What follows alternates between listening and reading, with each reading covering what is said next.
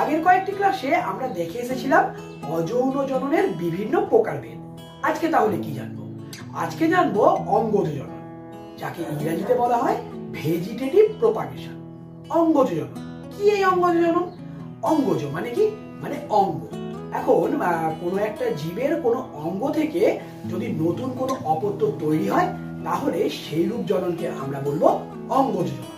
বোঝাতে পারলাম? তাহলে একটু সংজ্ঞাটা ভালোভাবে দেখে নেওয়া যাক। যে পদ্ধতিতে জীবদেহের কোনো অঙ্গ বা অঙ্গাংশ জনিত্রী জীব থেকে বিচ্ছিন্ন হয়ে নতুন একটা অপত্য তৈরি করে, সেই জননকে আমরা বলি অঙ্গজ জনন।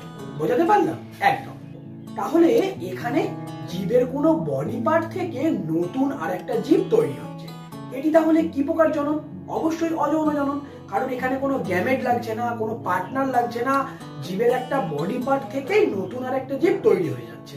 কাদের দেখা যায়? অবশ্যই উদ্ভিদের ক্ষেত্রে কিন্তু এই জনন দেখা যায়। সাধারণভাবে আমরা কি জানি বলতো? আমরা জানি যে ফুলের পরাগরেণু যখন গর্ভমুণ্ডে আপাতিত হয় তাকে আমরা বলি পরাগ মিলন। এই পরাগ মিলন হয়ে গেলেই ফুল ফলে পরিণত হয়। সেই ফলের মধ্যে থাকে বীজ, এবং সেই বীজ মাটিতে রোপণ করলে সেখান থেকে নতুন চারা গাছ জন্ম নেয়। এক্ষেত্রে কিন্তু নতুন চারা গাছ হতে গেলে, মানে নতুন গাছ সৃষ্টি হতে গেলে বীজের কোনো দরকারই পড়ে না। উদ্ভিদের মূল, কাণ্ড এবং পাতা থেকেই নতুন নতুন উদ্ভিদ জন্ম নিতে পারে। এই অঙ্গজ জননের কিন্তু দুটি পার্ট থাকে, একটি প্রাকৃতিক অঙ্গজ জনন এবং দ্বিতীয়টি অবশ্যই কৃত্রিম অঙ্গজ জনন। এখন প্রাকৃতিক অঙ্গজ জনন মানে কি? মানে প্রাকৃতিক ভাবেই যে অঙ্গজ জনন হয়। তুমি আলু দেখেছো, সেই আলুর মধ্যে কিন্তু চোখ থাকে। এখন ওই চোখ বিশিষ্ট আলুকে যদি একটা স্যাঁতস্যাঁতে ওয়েদারের মধ্যে কিছুদিন রেখে দেওয়া যায়, তাহলে আলুর ওই চোখ পোর্শন থেকে মুকুল তৈরি হয়।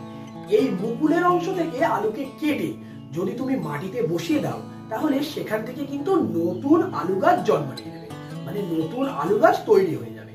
তাহলে এই অঙ্গজ জনন যেহেতু প্রাকৃতিক ভাবেই হলো, আমরা এই অঙ্গজ জননকে কি বলবো? অবশ্যই প্রাকৃতিক অঙ্গজ জনন। আর তুমি যদি নার্সারিতে যাও, সেখানে নিশ্চয়ই দেখেছো যে কোনো গোলাপ গাছের একটাই গোড়া, কিন্তু তার মধ্যে বিভিন্ন কালারের, মানে ধরো গোলাপি, লাল বা সাদা ইত্যাদি 3টে বা 4টে কালারের গোলাপ ফুল ফুটে আছে। এটা কিভাবে সম্ভব বলো তো? গোড়া একটাই, তার মধ্যে বিভিন্ন কালারের ফুল ফুটে আছে, এটা কিভাবে সম্ভব? এটা কিন্তু প্রাকৃতিক ভাবে কখনোই সম্ভব নয়। তাহলে এটি হলো কৃত্রিম অঙ্গজ জননের একটা প্রকৃষ্ট উদাহরণ। আজকের ক্লাসের মাধ্যমে তাহলে আমরা জানলাম অঙ্গজ জনন কাকে বলে এবং তার যে দুটি পার্ট রয়েছে সেই সম্পর্কে, মানে প্রাকৃতিক অঙ্গজ জনন এবং কৃত্রিম অঙ্গজ জনন। আজকের মতো এখানেই শেষ করলাম।